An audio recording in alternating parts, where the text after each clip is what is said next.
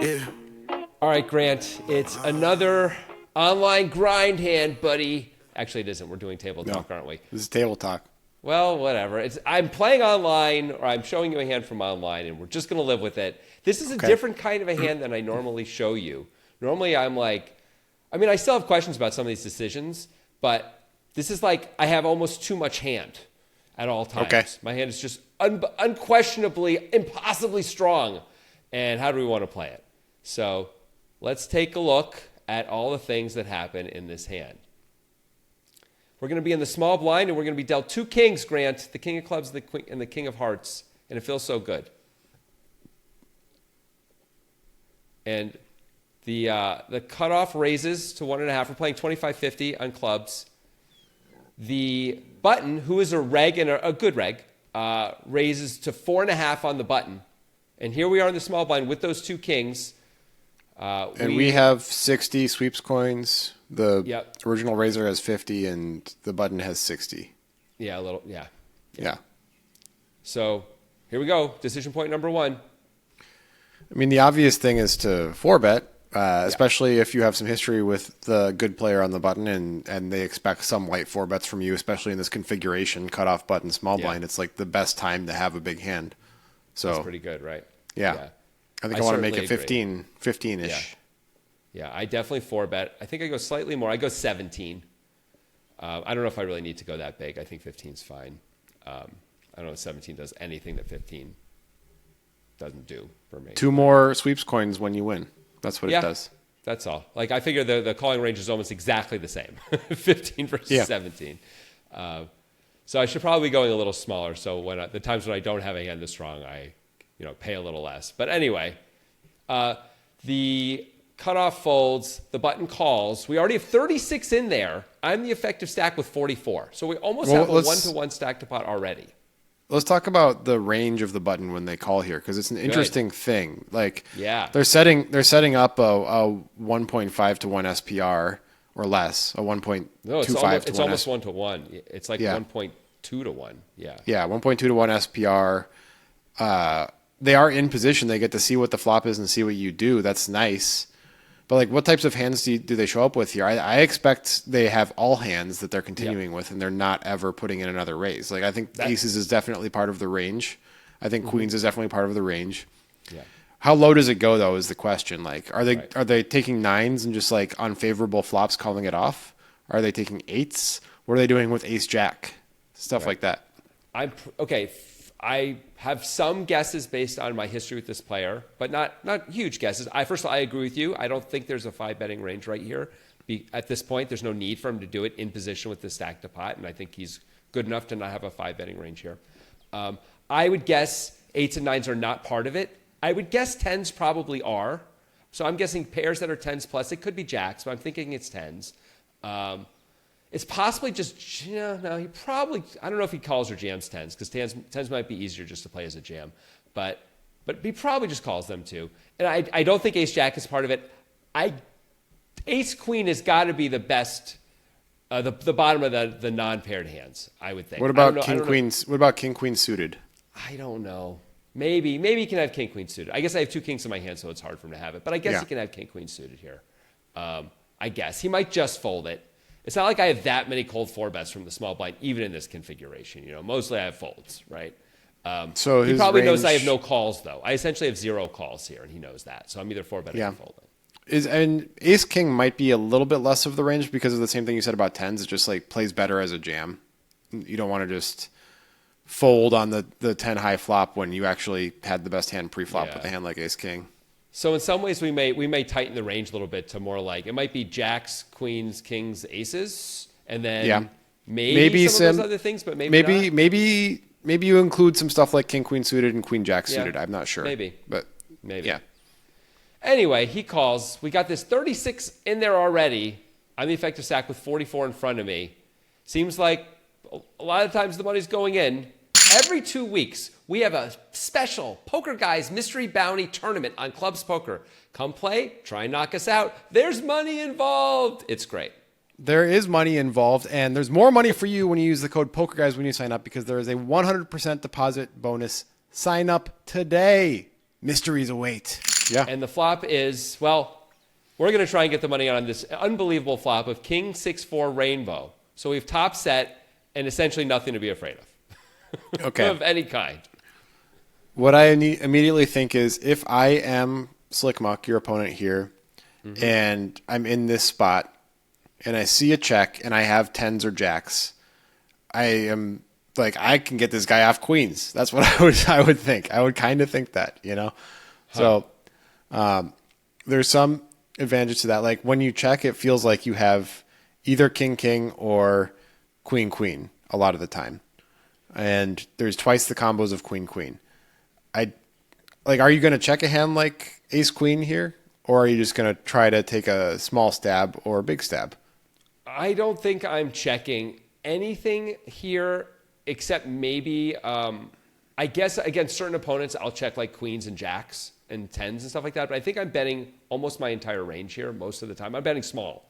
But this is a pretty good board for me. If I have queens specifically against like certain opponents, I'm definitely betting queens too because I have to be, I gotta be correct. They're going to pay attention. They're going to know what I have.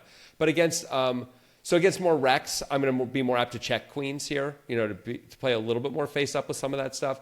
But I think I'm mostly trying to win this hand. I built this big pot. He has hands that he's going to have to fold, I think. And I think if I have queens, I don't even know if I check, he's going to try and get me off queens at a 1-to-1 stack to pot. He plays with me a lot too. He probably knows that's not a great idea. I'm probably not folding queens here. Probably, All right. Well, yeah, I guess you're kind of boxed into a bet then, even though you have the most hand of all hands. So yeah. I think I want to bet like a quarter pot, like 9, something like that. Yeah. Yeah, I felt I had to bet. I just felt like there's nothing to do but bet here. If I check, it's going to look really weird to him. And he's always going to put me on a hand like ace king plus, which does nothing for me. So I bet 7. I bet even less. Would you bet 7 with queens? I think I'd probably bet slightly more with queens, quite frankly. Like this is me now going to hyper exploitative mode. We're not in this configuration enough that I feel like he has any sense of what my sizing would be with these different things. But I think if I check, he's going to be like, alarm bells. Why isn't he betting? Mm-hmm. Maybe I'm being way too like nuanced and worrying about like tiny little things in the corners that don't matter. I think it's fine, but I think I would bet something like quarter pot here normally. So I go slightly under quarter pot to like really try and keep everything in. I'm like, please just don't fold whatever you do. Yeah, so of course. I'm like, this is dumb, but I don't know how he can fold for 7. Even if it looks like I have the hand that I have, he's just going to have to call once for 7 with most of his range, right? I mean, you can't just let somebody get away with doing this with ace queen, Right. It just prints. So like you have to call with a pair if you're Slick Muck here. I can really do this with ace queen too. I don't know if I would, but I really could bet 7 with ace queen and then just shove a lot of turns if I decide I want to keep going. Yeah. Which because I'm keeping all his weaker stuff and I'm keeping 10s in or jacks in when I bet 7, right? Yeah. Anyway, he of course calls. How could he fold? So now the pot has 50 in it and I'm the effective stack with 37 and I'm like, okay, how are we gonna get the rest in? Like. I don't know. I'm not sure. We're going to have to see. I think a check might be the way to get the rest in. I'm not sure. I don't know. Like, the deuce of spades is the turn, so it's completely innocuous. He never has 3-5, obviously. Right. King 6-4 deuce, second spade. I guess he could have ace king of spades because you don't have the king of spades. If he has ace king, I'm not worried about it. We're always getting it in, no matter what, right? But you're right. The spades is your point, and I guess he could have that or king queen of spades. I guess if he can have king queen at all here.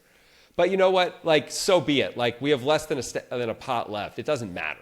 I mean, I think if you play with this player a lot and you recognize each other as good players, you're supposed to jam here for the metagame. It's just what you have to do. If you don't play with this player a lot and you're just trying to maximize the value in this one particular hand, you're going to either bet really small or check, I think, are the ways to maximize this one particular hand's value. But I think for the sake of your continuous game, you need to jam. I agree with you and the greater theory for sure. I think if I don't jam here, and I will tell you I do not jam. I choose not to jam. I was thinking the same thing, though. I'm like, I'm supposed to jam here if I'm like continuing with all bets for sure. And I was like, but he going to fold jacks if we jam. Yeah, I know, and it's so sad.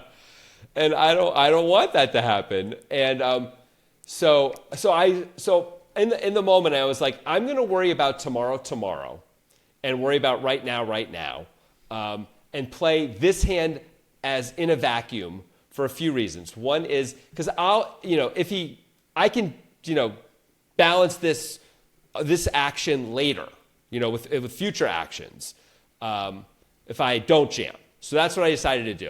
I'll worry about balancing what I'm going to do now rather than trying to be balanced from past situations. Because again, we're just not in this setup almost ever, me and this player. I don't know if we've ever been in a 4-bet pot even like this. It's usually just all in or someone's folded, in our entire history. So it's just its own unique thing. So I'm going to bet really small. Try and keep queens in there or something. So I bet 11 into 50, and I'm like, this is so obvious. It's ridiculously obvious. How? I mean, but what are you supposed to do if you have queens here getting 6.1 to 1? Are you really supposed to fold? I would fold because I'd be like, that guy has fucking set of kings. I mean, that's really fair. I got to tell you. Yeah. It looks It looks like, boy, is this guy trying to get his stack in. Oh my God. And I felt like it. I just sit there feeling so dumb doing it. But I'm like, I think this is the best way. I think he's just going to be forced to call a lot, man. And he does indeed find a call. All right. Well, that's good news. You don't have to feel like the dumbest boy in the world yet. That's good. I feel slightly less dumb. Now there's 72 in there, and I have 26 as the effective stack. You're going to bet 5 on the river? The river is not even innocuous. I mean, it's actually kind of cool, right? It's the 6 of spades. So it's king 6-4, deuce 6. We make top full house. If he had spades, he got there. I don't know that he has spades very much, but I'm not really putting him on spades. And I got to tell you, at the time even, I'm like, I mean, I agree. I'm sitting there thinking, if he has aces, he's just going to call no matter what. We're getting in with aces no matter what. If he has ace king, we're getting in no matter what. If he has spades, no matter what. How do I maximize value against jacks and queens now? You have to shove. Right. That's what I thought too. You just have to, right? It's just you can't bet 11 again. It's like the milkiest of milking. So I finally shove. I finally can't help it. I'm like, all right, you got me. This is the strongest line I've ever seen in my life. I know. It's crazy strong, insanely strong. And he thinks for a little bit and does call with a hand that I think he really does have to call with, which is he does have aces. Black aces. Yeah. Yeah. Oh, aces with the ace of spades. Absolutely must call.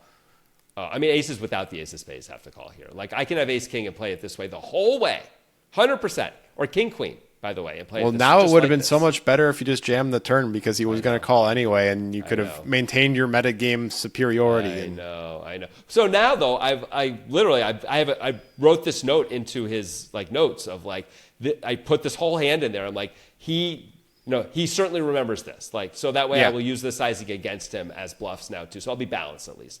And he's going to unless he watches this show. Then well, now he won't know. I've got to be balanced, so it doesn't help it. The point is I will do this with ace queen. I can take this line with ace queen once in a while too.